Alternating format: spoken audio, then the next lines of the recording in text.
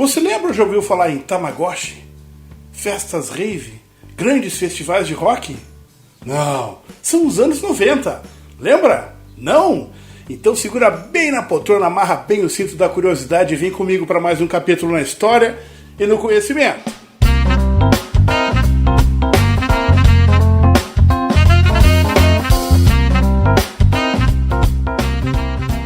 Saudações da Fronteira da Paz, eu sou o Fernando Ravara, esse é o R-Cult, o Ravara na Cultura, o programa que te traz cultura, humor e conhecimento. Pois é, pessoal, nessa época o carro Fusca era o carro mais popular, todo mundo andava, né? O topete aí do Itamar era muito famoso. O Bombril, por exemplo, ele tinha ainda 1001 utilidades, sim, porque hoje ele só tem 1000, né? Aquela da gente botar o Bombril em cima da antena acabou. Então, era uma época muito legal, muita coisa, o pessoal andava de carrinho de rolimã e muitas outras coisas. Como é que foi mesmo? Vamos dar uma olhadinha? A década de 90 foi marcada por profundas mudanças econômicas que afetaram a estrutura produtiva e financeira nacional. O Estado adotou medidas para incrementar os setores industriais e de serviços, ao mesmo tempo em que a sua presença no plano das políticas sociais foi sendo reduzida aos poucos. Na área tecnológica, os anos 90 consolidaram vários hábitos que temos até os dias de hoje. As empresas se tornaram mais dinâmicas, o mundo começou a se aproximar bem mais com os negócios. Após a queda do Muro de Berlim, diversos países se reestruturaram e passaram a comercializar entre si, o que não acontecia anteriormente devido à bipolaridade dos capitalistas e socialistas. Era a época do fax, onde se podia mandar imagens pela telefonia, contatos, notas, pedidos podiam ser feitos na hora e em lugares distantes, de forma mais ágil. O surgimento do portal Yahoo, por exemplo, que tinha serviços e era referência em buscas, antes do Google. O nascimento da Amazon como portal de vendas de produtos. Em 1999, o Mercado Livre começava suas vendas. Os telefones celulares começaram a chegar no Brasil e a população começou a ter telefonia móvel. Os tijolões faziam muito sucesso nessa época, mas revolucionaram os negócios. O primeiro SMS viria já em 1992 e mudou muito a forma da comunicação e os recados. A ciência já mostrava com a ovelha Dolly a primeira clonagem oficial, isso já em 1996 na Escócia. Na astronomia, em 1990 era lançado o telescópio Hubble, que revolucionou as imagens do espaço. A chegada do Compact Disc, ou CD, ainda lá em 83, mas passou a ser famoso e começou a ser muito mais comercializado a partir dos anos 90. Com a sua chegada declinou muito a época dos discos de vinil. E também veio como armazenador de programas e dados. Os computadores até os anos 90, em sua maioria, eram grandes equipamentos de empresas com terminais. Mas os PCs ou personal computers, computadores pessoais, começavam a marcar sua trajetória na casa dos usuários.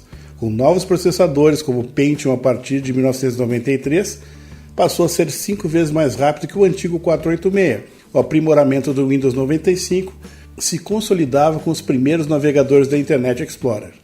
Ele, primeiramente, se chamou www e depois Nexus, abrindo as portas do mundo pela internet. Os computadores pessoais e as famílias os adquiriram cada vez mais, passando a ser como utensílios domésticos em muitas famílias. O Super Nintendo veio ao mercado em 1990 e o PlayStation anos mais tarde, em 94. Havia utensílios bem peculiares, como chaveiro de sons eletrônicos, TVs portáteis como rádios, as primeiras agendas eletrônicas. Os videocassetes, então, para os mais abastados, as filmadoras ficavam muito mais populares. Ambos estavam em alta nessa época. Muita gente comprava esses equipamentos do Paraguai ou de muambeiros, que iam até lá.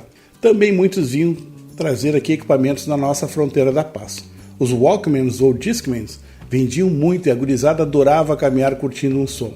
Nessa época, os telefones sem fio passaram a ficar com antena dentro de casa, permitindo que as pessoas pudessem se locomover dentro da residência. Os médicos e pessoas que ficavam de plantão usavam o chamado pager, que mandava uma mensagem a você e você ligava para a empresa que solicitou. Mas a chegada do Tamagotchi mexeu com muita gente. Era um aparelho eletrônico de vida virtual. A motivação do brinquedo consistia em cuidar do animalzinho virtual como se fosse real, dando-lhe carinho virtual, comida, banho, cuidados virtuais, etc. Muita gente matou os pobres dos Tamagotchis e começou tudo de novo. Pois é, os videogames tomaram conta nessa época. Mas o pessoal ainda fazia todos os trabalhos da escola sempre na máquina de escrever ou a maioria à mão. A gente ainda não tinha entrado, estava recém entrando nos computadores e fazendo esses trabalhos.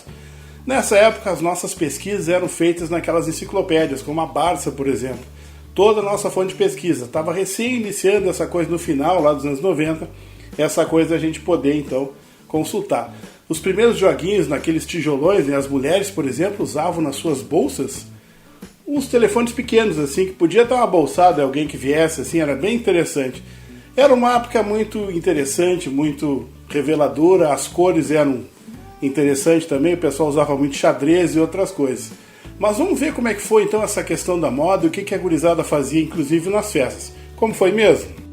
A TV brasileira tinha programas como Silvio Santos durante o domingo, Hebe Camargo, Faustão, também aos domingos, programas como Família Dinossauro, que estreou no Brasil por volta de 1992.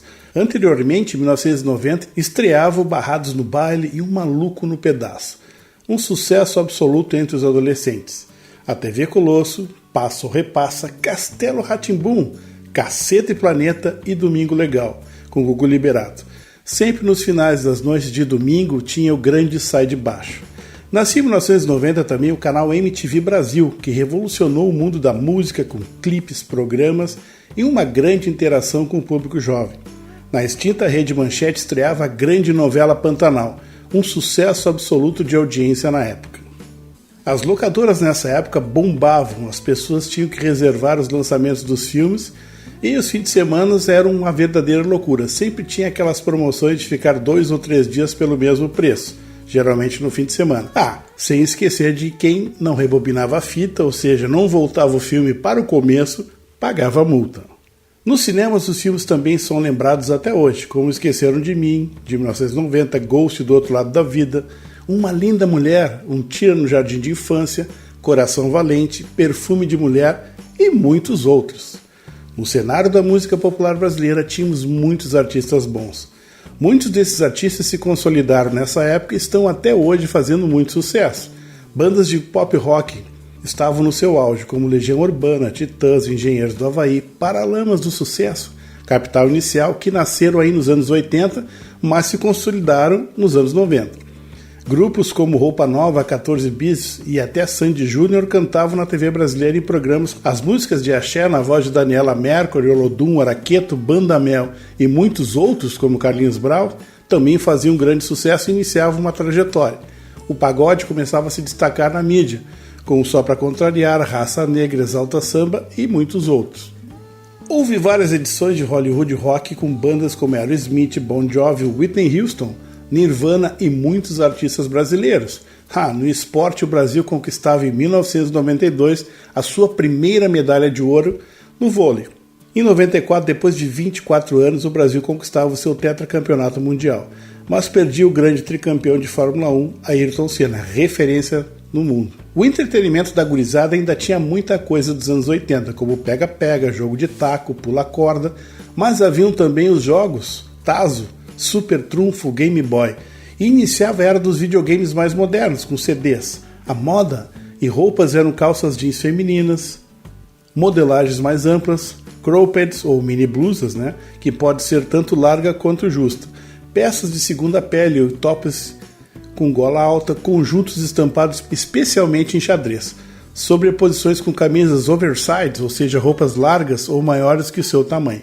As festas, nessa época do top, tinham muitas músicas eletrônicas, o pessoal se divertia nas famosas raves que já tinham começado há muito mais tempo.